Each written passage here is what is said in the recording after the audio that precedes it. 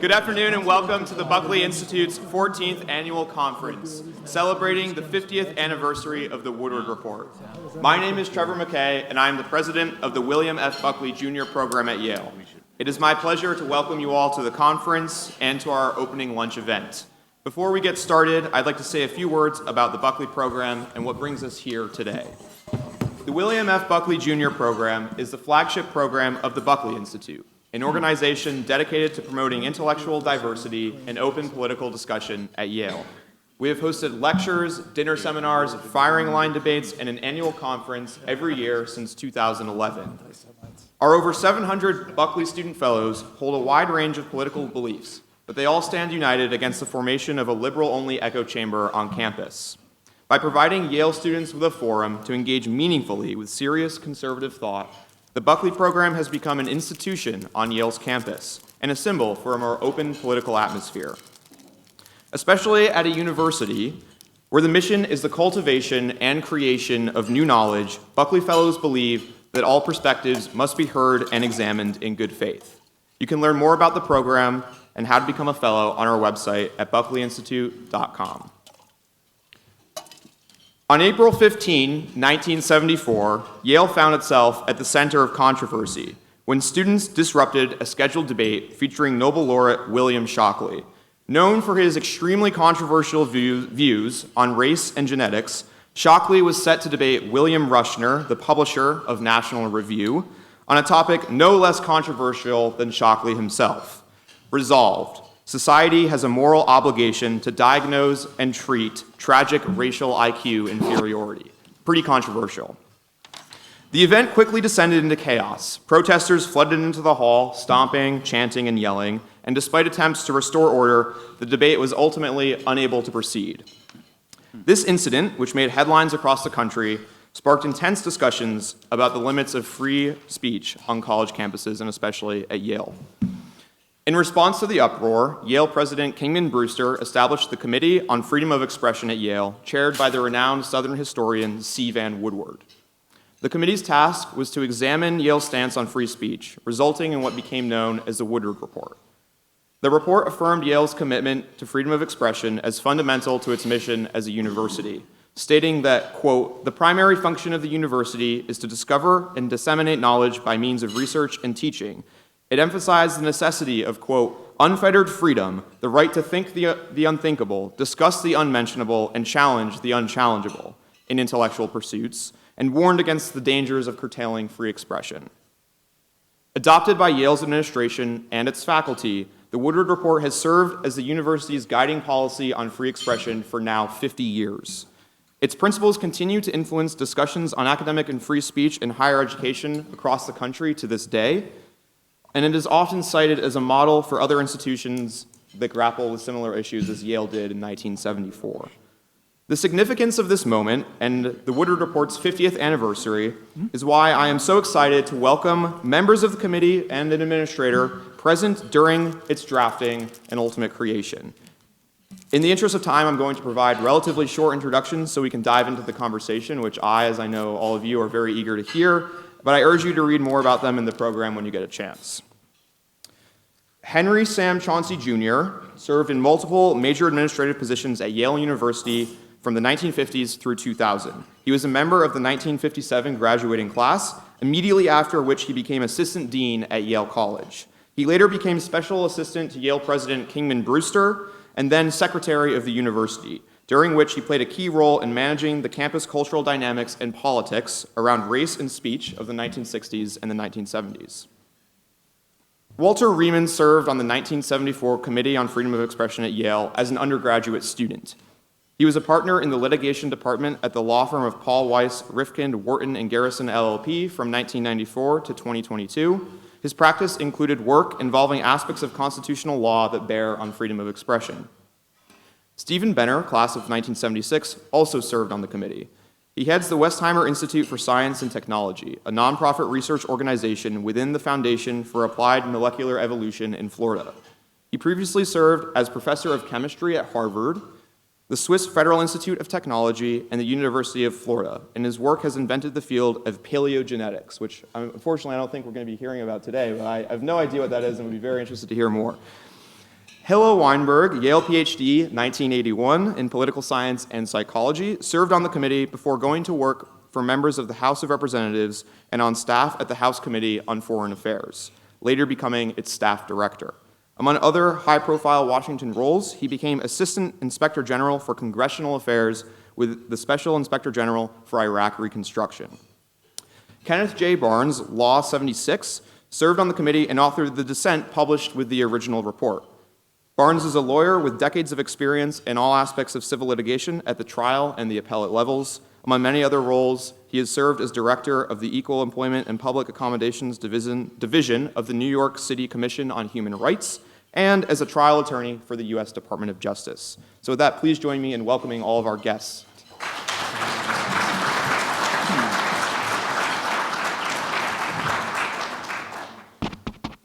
Thank you.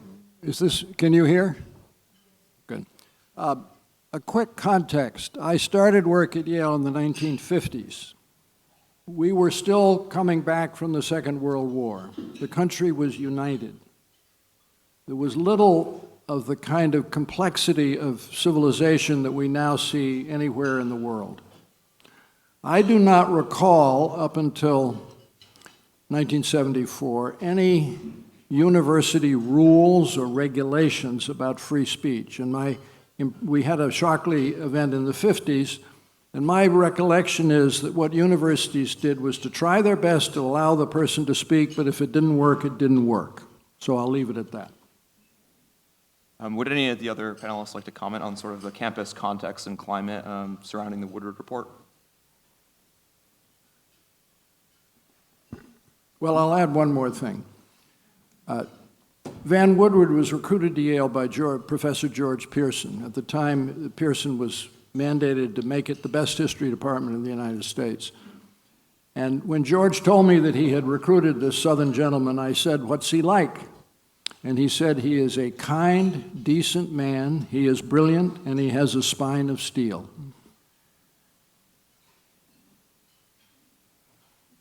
Well, on context, I would just like to add that maybe Mr. Chauncey didn't remember any university issues like Shockley before 1974, but there were many protests on college campuses, as I'm sure any historian here will know, and some of them went better than others, let's just say that.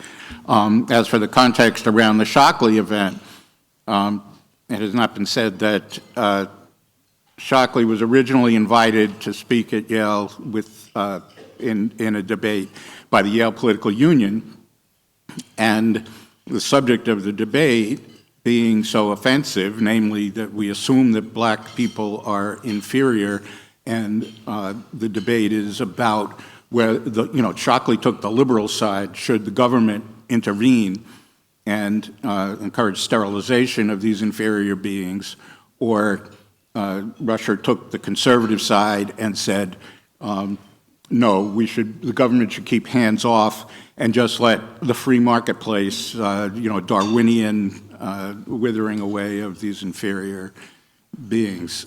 And so there was a large uproar on the campus generally, especially students of color, and others who care about students of color as well. And people pointed out that this is not the kind of issue and statement, especially given, assuming away any discussion of whether black people are inferior or superior for that matter, it just makes the black students feel inadequate, unwelcome, unsupported, and imagine what that would do to your learning experience if you felt that the campus was welcoming this kind of hate speech, if you will. And so the Yale Political Union got a lot of pressure, and they decided, talked to other students, and they decided to withdraw the invitation.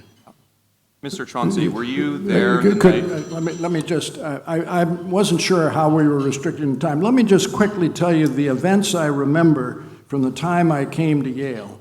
The first was an undergraduate who publicly said, "There goes the mayor collecting his bribes." That was the first free speech issue I came to. The McCarthy hearings, very interesting discussion about that and free speech. Shockley's first visit, in which he was allowed to speak, though there was a constant uproar. The head of the Communist Party, Gus Hall, came here twice. Both occasions he was allowed to speak, but again with some disruption. Adlai Stevenson was disrupted in the campaign of 1956 by, at that time, all of Yale students were conservative and they didn't like Stevenson. He was disrupted, but he got to speak outside on the street. Governor George Wallace came. Brewster, when he was acting president, executed a deal to postpone the event. Brewster never got over his regret for having done that. Finally, one I was deeply involved with, well, two. One was May Day, 1970, and then General Westmoreland's visit here in 72, I believe. That's just a summary of events that occurred in which the university handled them as best they could, but without a policy. But let me add one more. There was the Black Panther trial in New Haven at the time. That's what I meant by May Day 1970. Okay, and I think the Brewster administration was very much credited for having handled that correctly at the time. I hope so. But yes, I mean, there was, of course, but what was striking to me as a science student, You're not talking into it, Steve. but what was surprising to me as a science student was that this is the first time that we had a physicist, and Shockley did expect to speak to science students that afternoon. In fact, he actually did. Shockley was not shouted down from everything at Yale, and he was actually talked to a group of science students in Branford College. About physics? No, not about physics, strangely enough. It was about racial genetics. Really? Could some of the members of the committee maybe talk a little bit about how the committee came about, how you found yourselves to be on the committee and the formation of the committee after the Shockley event? Perhaps Mr. Rieman, if you'd like to start. Sure. The report itself discusses the process by which the President Brewster decided to. Sorry, can you hear me? Okay. After the what was regarded at the time as the fiasco of the attempted debate by Shockley and his being shouted down, President Brewster decided to appoint a university committee. I know nothing about that decision other than what was publicly reported. Procedures in place at the time stipulated the makeup of a university committee. 2 undergraduates were to be appointed by the Yale College Council. The Yale College Council solicited applications, and it selected Steve and me. The only perhaps interesting aspect of that process is that I think it's fair to say that the Yale College Council at the time, and in particular its chairman, Warren Ott, had a very strong commitment to principles of freedom of expression, and I think they chose representatives for the committee that they believe would defend those principles. I certainly didn't go into the interview with the Yale College Council saying that I would listen to all sides and then make up my mind whether I thought it was appropriate to prevent an invited speaker from speaking by shouting him down.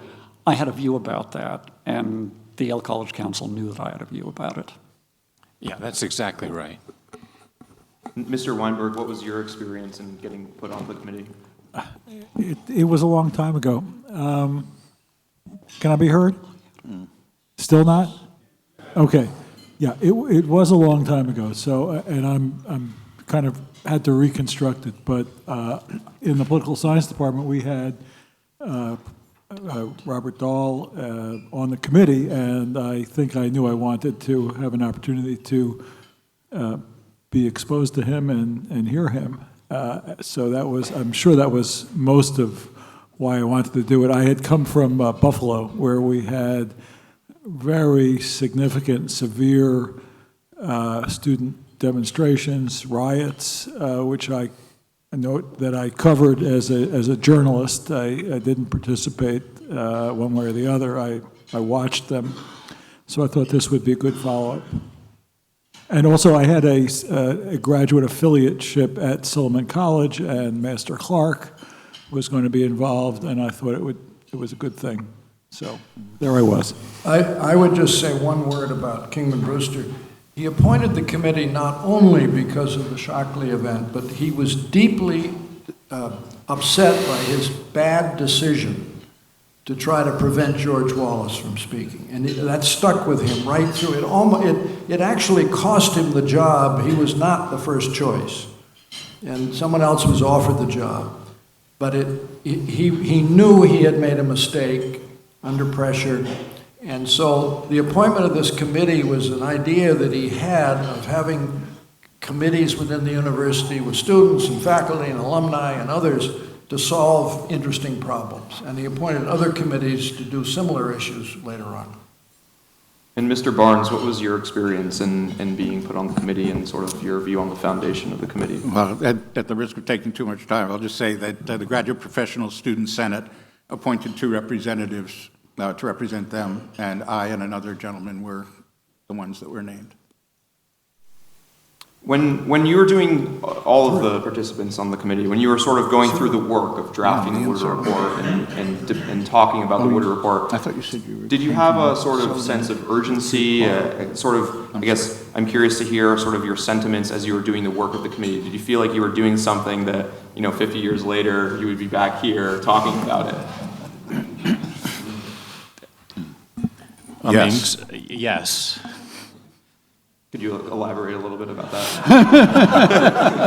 Yes, of course we knew it was important, and of course we knew it was going to have ramifications, and of course we knew that there were going to be more instances of challenges to speech and demonstrations on campus, and there were going to be differentiated reactions to those events by the universities around the country. And, it's not a surprise that this is still a subject of controversy and important discussion.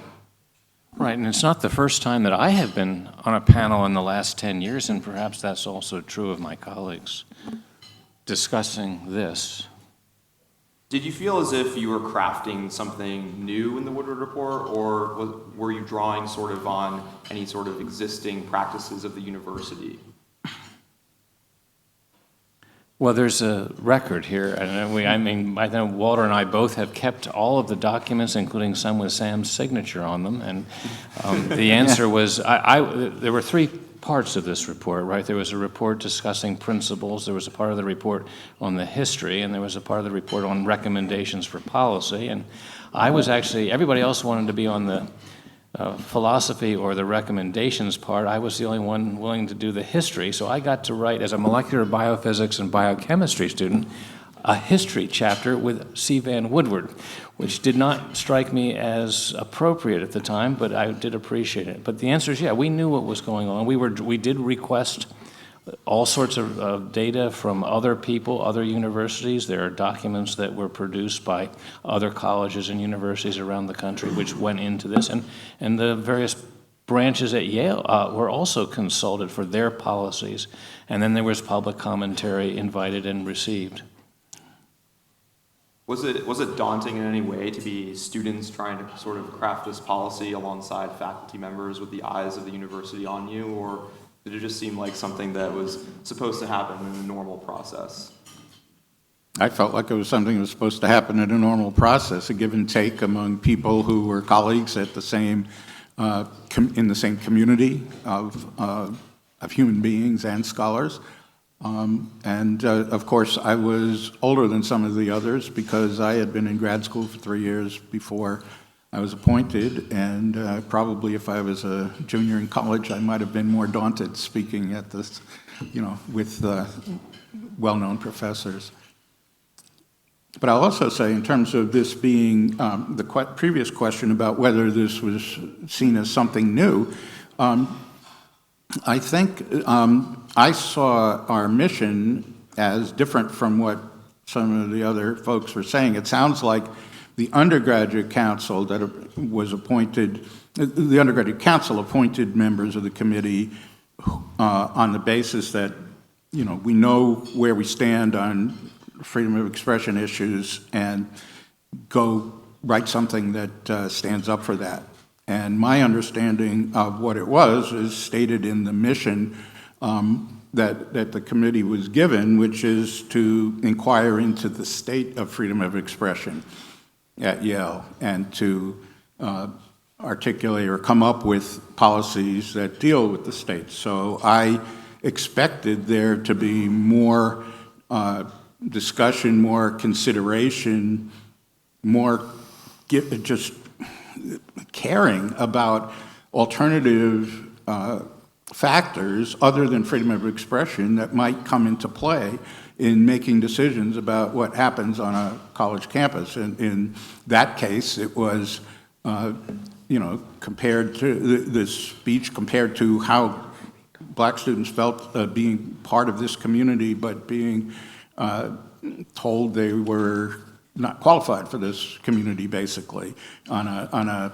platform that was promoted by the university. It was, you know, they got the imprimatur of Yale. Mr. Shockley could leave and say, "I spoke at Yale," on his little bio. You know, nowadays, the same kind of issue is happening with the Gaza demonstrations. There's a great deal of concern about how the Jewish students feel about being in the presence of people on their campus demonstrating in favor of Palestinian lives. So concern for how your students feel, I mean, it's part of a university campus is a community, and you want everybody to feel a part of it and to feel welcome. And you know, freedom of expression is cherished and wonderful, and I care very deeply about it. But I also care about my fellow human beings and being a part of a community. Would any of the panelists like to respond to that? I won't respond, but I will say, put yourself in a position of being a university administrator. When Kingman Brewster and I, on May Day evening or night, 3 o'clock in the morning, met with the radicals that represented the 50,000 people who came to New Haven, Bobby Seale's wife and Abby Hoffman, Jerry Rubin. There was no playbook as to how you handle this kind of a situation. And as we walked to work at 5 a.m. that morning, we discussed what we were going to do after we got fired. The wonderful thing about this report is that it gave a blueprint for people for the future as to how to deal with and you could fall back on it and say, but this is the law, if you will, of this university. And the Chicago faculty report is one that many people hold up as an example. So this kind of effort is enormously important to helping administrators because all these things happen in a moment of crisis, and you have to deal with it quickly. Were any of you present in SSS 114 for the Shockley debate and the surrounding events, or was this sort of something that you saw in the Yale Daily News and heard about from other students? Mr. Chauncey, you were present. Well, I was there. I think everyone's described it accurately. It was a real problem. But making decisions, you know, Louis Pasteur said, chance favors the prepared mind. When you go into these situations, if you have a guideline like that, you don't have the situation that you have with Shockley or Westmoreland or some of the others. I wasn't present. I was outdoors. No, I think one thing, let me just amplify on what Ken is saying. There are actually two Woodward reports in a sense. So there's a report and there's the dissent. And the dissent, if you read it, is very important to read because it cites, I mean, you quoted Marcuse and various other scholars who were talking at that time in what was relatively new political philosophy. I think it's fair to say that 50 years later, on many college campuses, certainly Harvard, the minority report actually won the debate and has actually become the policies at Harvard and various other places. Now, I'm a scientist. One comment that I would make is how damaging that has been, not to the political sciences, but rather to the biological and physical sciences. And we have seen problems with suppression of free speech and of professors of science who have not gone along with the narrative. And of course, this is very prominent in climate change science, which basically Al Gore destroyed. But of course, it's become very public with COVID, where we can see where the use of the political powers in universities to suppress undesired narratives has caused, now I'm in science, we'll talk about order of magnitude physics here, not 1,000 deaths, not 100,000 deaths, but somewhere in between, maybe 10,000 deaths. And so the triumph of speech suppression in the academy has been, in my view, quite damaging to the process of, if you'll pardon the expression, not political science, but real science? Can I say that? No. Can I respond to Steve? Yes. First of all, I appreciate his statement that there were two Woodward reports, that my dissent is a part of the Woodward Committee's report and should be considered when you read the report. And that said, this little book that they gave us here, which was published by Yale a few years later, claims that it's, well, it doesn't claim that it's the Woodward report, but Sam Chauncey's article about it did cite this as report on freedom of expression at Yale, quote unquote. And this book, published by Yale, by the Buckley Institute maybe, but it does not include my dissent. It has the signatures at the end of the majority report of all of the other committee members, and it doesn't include the dissent, and it doesn't have anything with my name on it. So, you know, it's interesting that in a group that purports to honor free expression and, you know, the marketplace of ideas will, you know, triumph, truth will win out, they don't even publish the part that disagrees with them. That is exactly why I dissented. That is exactly why I dissented.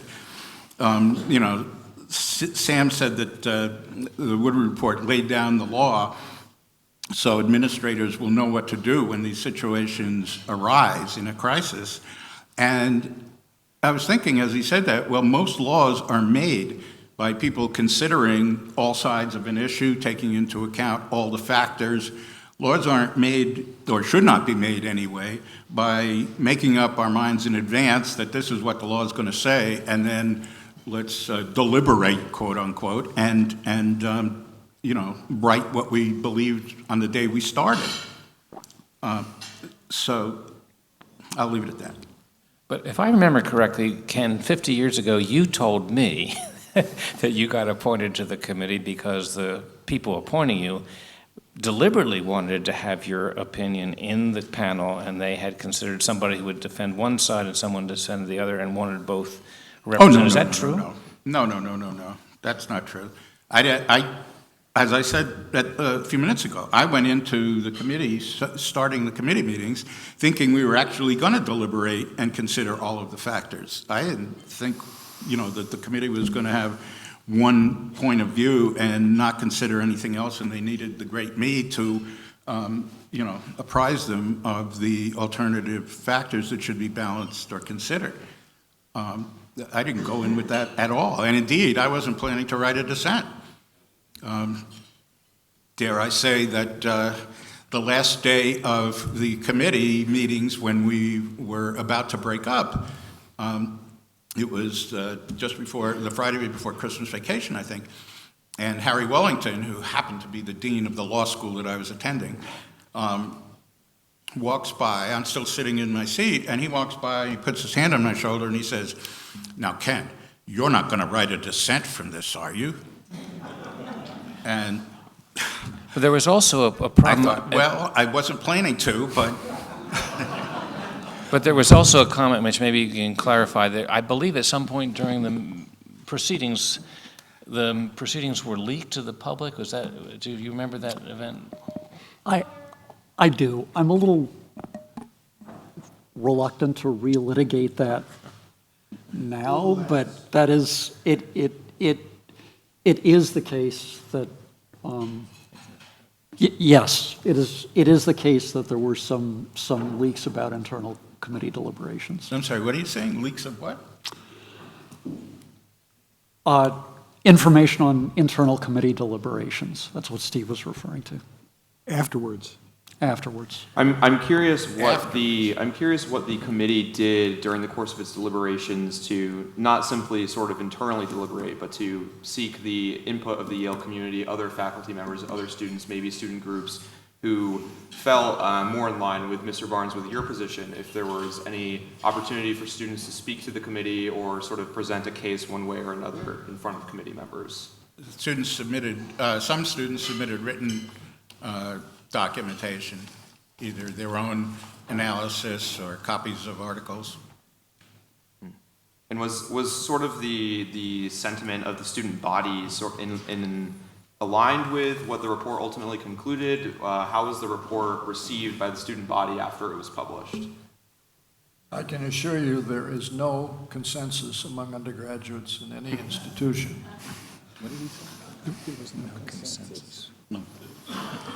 Yeah, I mean, keep in mind, it's not a representative sample, and of course, I actually can give Ken this flyer from February of 1975, which was a debate that Ken and I had at the political union. There, you can keep that for your personal memorabilia. So there was a big discussion, and I think it's fair to say that I'm fair to say that it was both sides were quite represented. Yes. Yeah, and the question of consensus, you get 10,000 Yaleys together, you get 20,000 opinions, so. An aspect of the reception of the report that arguably bears on issues that I think are very much live at Yale right now is the following. The committee report, the majority report, is delicate and perhaps not pellucidly clear. Clarity on issues like this is difficult regarding the circumstances in which university officials, and in particular the president, could appropriately comment on the issuance of an invitation to a controversial speaker. Are there circumstances in which it's appropriate to say, for the president, for example, to say, this person doesn't, in fact, in my judgment, have any real contribution to make to the university's mission? If the person is invited, we will defend that person's right to speak, but the whole thing is a bad idea. The report does leave room for comments of that character, although it cautions in a fairly strong way that a university official who makes such comments also needs to be quite clear that the person's right to speak will be defended, and that, I think in the words of the committee report, no stigma will attach to the inviting group.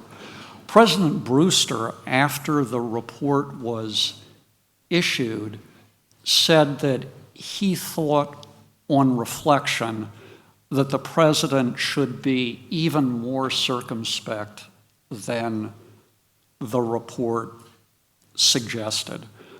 I actually, as a personal matter, because as a free speech advocate, have complex convictions around all of this. I think that a university official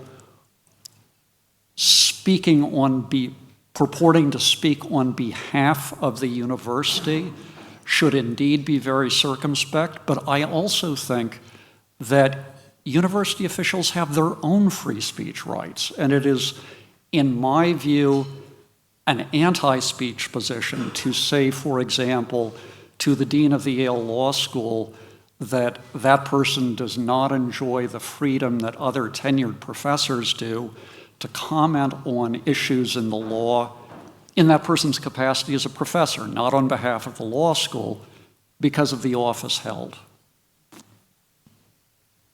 And before I turn it over to the audience for some Q&A, I'd just like to ask maybe each of you to give sort of a brief reflection on the Woodward report and how you view today how the university has handled matters of free speech compared to the Yale of 1974. And maybe we'll begin with you, Mr. Chauncey, and just go down the table. I will go back to my thought that it provides a very good playbook for a university administrator. I acknowledge that there are going to be circumstances in which you have to get away from the playbook, but it's so hard to make decisions in matters like this at the 11th hour.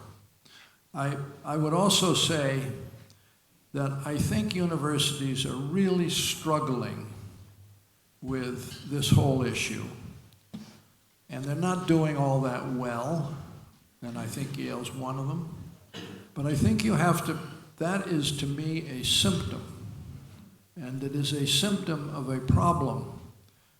The problem is universities have lost what their goals are. They are torn between, for example, with the Yale undergraduate education, is it in order to get my son a good job? Or is it in order that my son or daughter will learn to think clearly? The loss of the idea of the university, look at the mission statements of universities, and they talk about saving humanity, they talk about providing leadership. That's not what a university is. So I think the failure to be able to understand the free speech issue is a symptom, not the problem. And the problem is the university doesn't understand itself.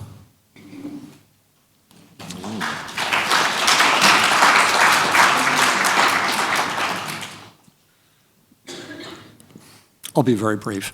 I think that the committee, I mean, I've reread the majority report in preparation for coming up here today. I stand by the principles that it enunciates. The report was a product of a very specific history, and consequently it doesn't address many of the issues that universities now face. I'm going to refer only to one of those additional issues in the interest of time, and that is an issue that I think the Buckley Institute itself is deeply concerned with, namely the effort to foster at a university a spirit of free inquiry, a spirit where all responsible viewpoints are heard and respected, and people can speak to one another rather than shunning one another or belittling one another. The desire to maintain, the effort to maintain a university community in which discourse of that kind is welcomed is animated by many of the same values that are reflected in the committee report. But not only does the maintenance of such a culture depend upon values that the university administration can't enforce, but at a certain point there's a tension, because the right to freedom of expression is indeed also the right to be rude, to be dismissive, to belittle without punishment by the administration.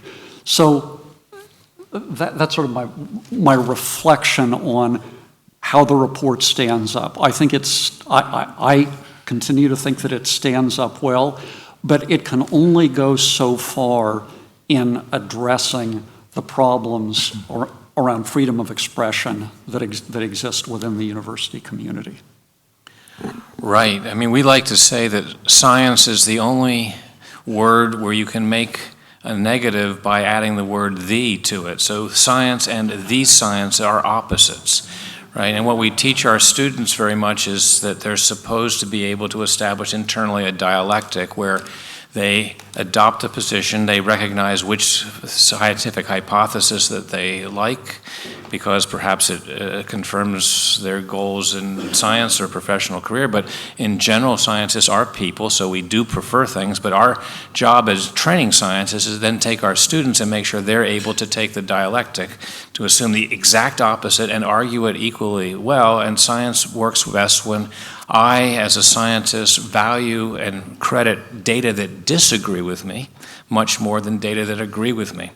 And that means that you are, and this is the same thing that goes on in high school debating, right? You are obligated to be able to stand up and say Adolf Hitler was a good guy, right? And if you can't do that, not only do you not know why Adolf Hitler was not a good guy, but you also don't even know what the issues are before you. You have to be able to go back and forth on both sides.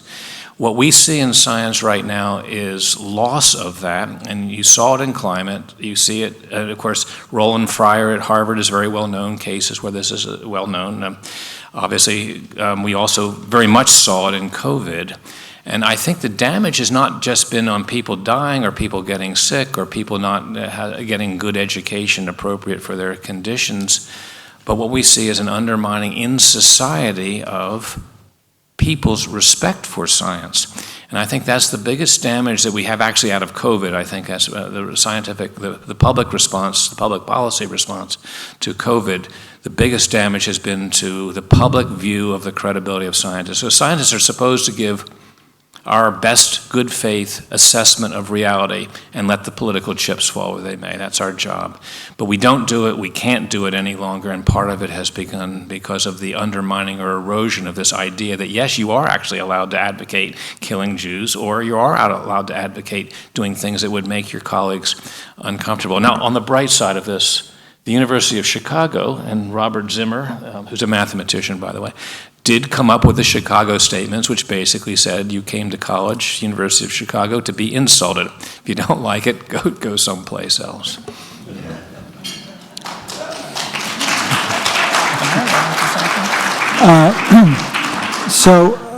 I think the report's held up wonderfully, and I think that the university in general seems to have upheld it as far as it goes about the issue of who's allowed to speak.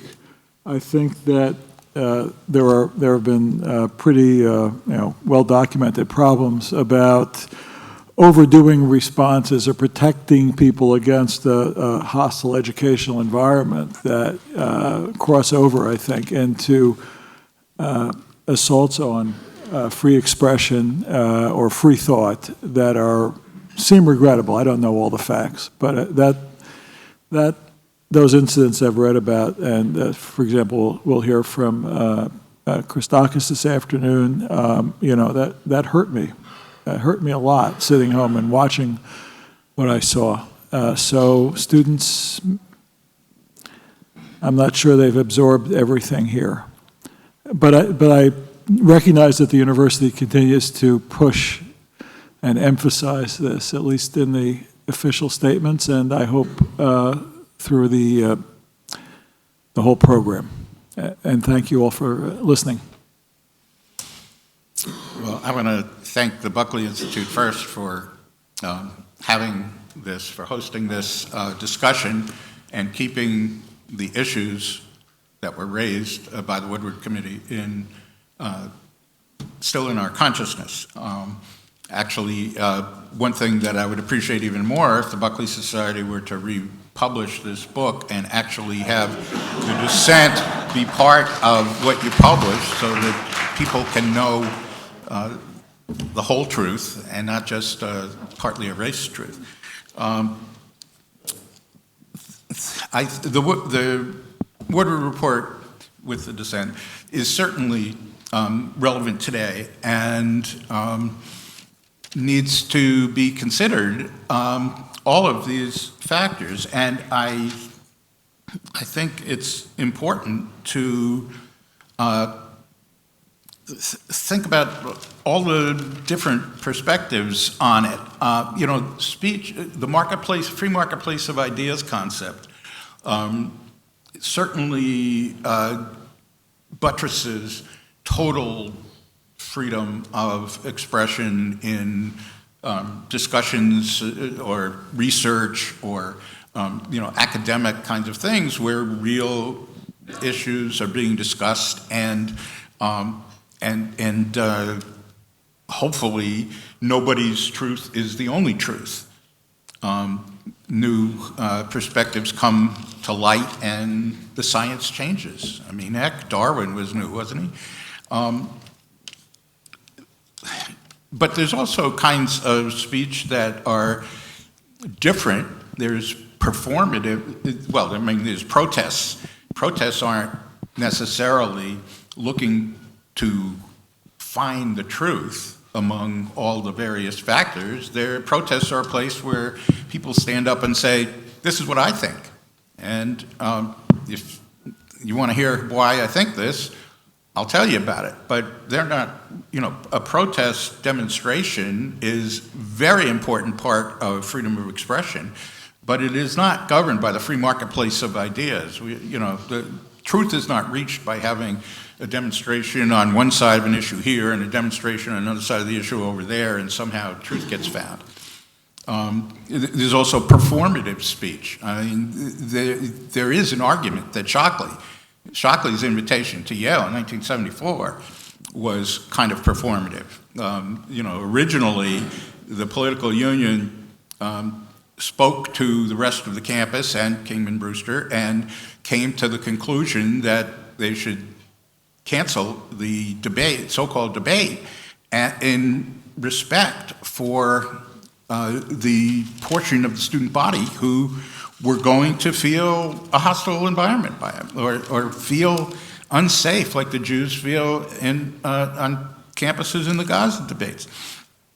And the campus did exactly what a college campus ought to do, is talked among various points of view and decided that the best course of action was to not have this be a Yale-sponsored, Yale-paid-for security, police, our building, not to mention the prestige of Yale University being, given to the debate, and the topic of the debate isn't even on whether black people or white people are inferior or superior. The debate is assuming that blacks are inferior, whether, we should sterilize them or just let them die of their own accord.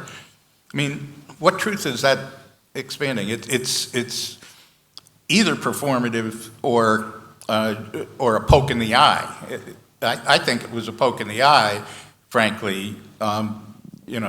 Yale's liberal President Brewster and the campus convinced the political union to cancel the debate, and I think there was a second group that invited him and canceled. And then finally these guys said, yeah, well, we'll show you. And, they didn't even, I wonder whether they even cared about what he had to say. It was just, I don't know. It's not advancing any truth. There's no free marketplace of ideas going on there. And then I agree with, who was it? Steve, I think, talking about faculty and academic pursuits and qualified people being pushed out of departments because they didn't comply with the orthodoxy of the departments. But in 1974, I said that was what was happening at Yale already, only the other way around. It was the conservative departments or the centrist departments that were pushing aside the more progressive or left-wing scholars. I was in the economics department in a PhD program. They denied tenure to 3 people in the couple of years before I got there, and to 2 in the years that I was there. The history department, Van Woodward's own department, pushed out a couple of considered left-wing scholars, including the Marcuse scholars, and because they didn't agree with the orthodox point of view of that history department.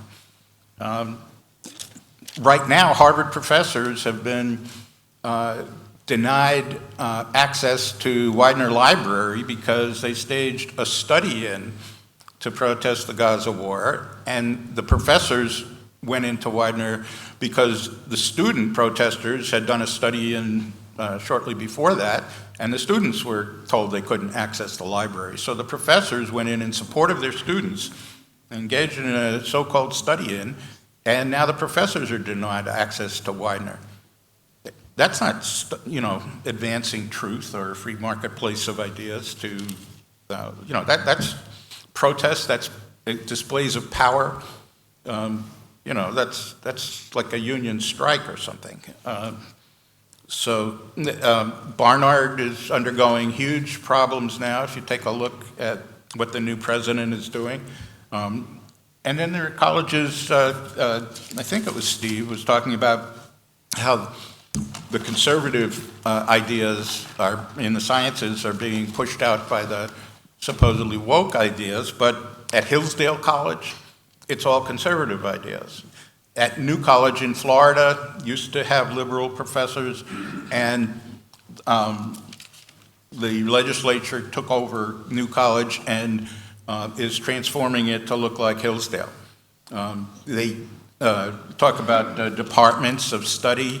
I don't know about real sciences, Steve. Mr. Barnes, we are slightly over time. Okay, just one more sentence. Social sciences, history and economics, not to mention humanities, think that they're an appropriate department at the university too. But gender studies programs have been canceled in a lot of places. That's the same thing Steve's talking about in the sciences, only in reverse. Conservatives ostracizing liberals. Realistically, that happens at universities, and it just, all of these things need to be considered. The hostile environment for black students, the hostile environment for Jewish students, whatever, and the hostile environment if conservative students are ostracized. I don't think they should be ostracized either. And with Anyway, that, we unfortunately don't have any more time for the Q&A. So please join me in thanking our guests for today's panel. And I'm sure that they'll all be more than happy to talk to anybody that does have questions afterwards.